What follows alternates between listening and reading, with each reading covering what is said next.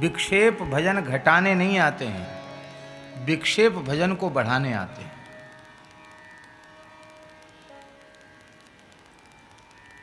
विक्षेप में भजन पुष्ट होता है, वैराग्य पुष्ट होता है। अनुकूलता में न वैराग्य पुष्ट होवे न भजन पुष्ट होवे। जितनी प्रतिकूलता होगी, जितने विक्षेप होंगे और फिर भी हमारा भजन प्रभावित न हो तो भजन पुष्ट होता है, वैराग्य पुष्ट होता है।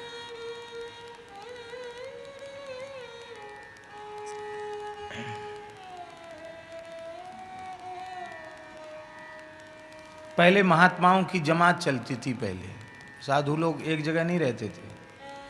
आज से 60-70 साल पहले तक, देश जब तक स्वतंत्र नहीं हुआ था, उसके पहले तक पूरे देश में संतों की जमातें ही ज़्यादा घूमती थी। और जमात घूमने में भी कोई नियम नहीं था कि यहाँ से जाएंगे वहाँ जाएंगे, अमुक शहर में अमुक गांव में। वो चलते थे, चलते चले गए। जहाँ चातुर्मास्य का समय आ गया वहाँ ठहर गए, 4 महीना वहीं रुक गए। वहीं अब जहाँ 4 महीना संत रुक गए वहाँ का पूरा क्षेत्र भक्त हो जाता था, क्योंकि 4 महीना कथा कीर्तन, ठाकुर जी की आरती, सेवा, पूजा, साधु भजन ध्यान कर रहे हैं, तप त्याग में लगे हुए हैं, साधना में लगे हुए हैं। देख करके लोगों को बहुत लाभ मिलता था।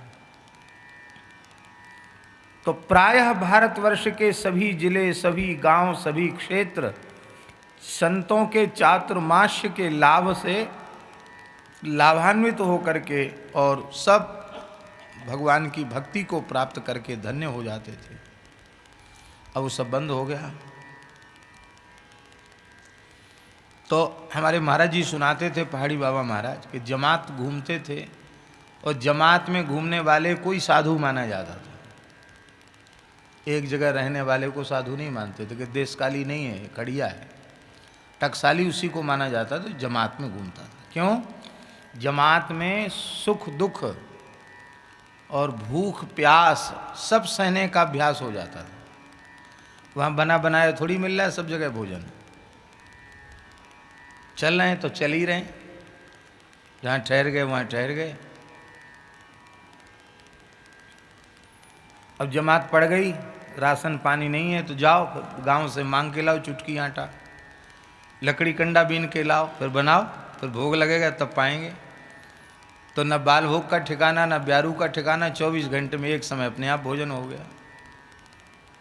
ऐसे चलते थे साधु। और कहीं घी घना, कभी मुट्ठी चना, कभी वो भी मना। अच्छे क्षेत्र में पहुंच गए तो घी घना, भंडारे शुरू हो गए तो बढ़िया पंगत हो गई।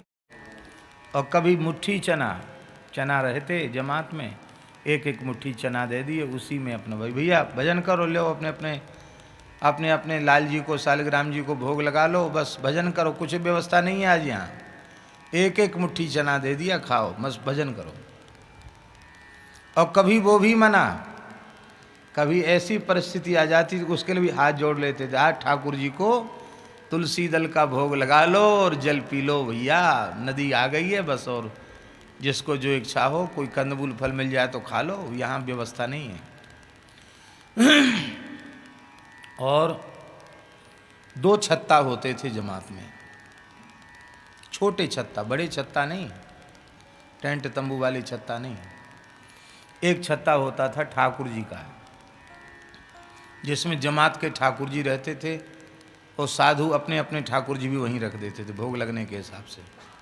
और एक छत्ता रहता था श्री महंत जी का, बस खुला छत्ता, उनका धूना अखंड बना रहे। और बाकी जिसको जिस पेड़ के नीचे जगह मिल जाए वहीं अपना 2 हाथ जगह झाड़ लो, वहीं बैठ जाओ, वहीं भजन करो। अब वहाँ अलग से कुटिया कहाँ से आवे भजन करने के लिए? तो साधु कैसे माला फेरते, गमछा अपने मुंह पे डाल लिया, कपड़ा डाल लिया और पैरों के नीचे ऐसे दबा लिया उसको, बन गया कमरा, एकदम कोठरी बन गई। कोई पता नहीं, ओ घंटों भजन कर रहे हैं, 4-4, 6-6 घंटे, 8-8 घंटे आसन से बैठ के भजन कर रहे हैं। अब एक तो भजन कर रहा है और दूसरा जोर जोर से रामचरितमानस का पाठ कर रहा है, तीसरा अपने झोली से झाल निकाल करके हरे कृष्ण कृष्ण कृष्ण वो कीर्तन कर रहा है, वो गरुड़ घंटी बजा के पूजा कर रहा है। सबके अलग अलग साधन है। आप ये नहीं कर सकते कि हम भैया हैं, हल्ला गुल्ला मत बचाओ, अपना अपना साधन सब करेंगे। तो ऐसा अभ्यास संतों को भजन का हो जाता था कि हजारों की भीड़ में भी उनके भजन में विक्षेप नहीं होता था। वे जब चाहते तब एकांत में चले जाते, भीड़ में बैठकर एकांत में चले जाते थे, मन से एकांत में हो जाते थे। अब धीरे धीरे वो सब पद्धतियां समाप्त हो।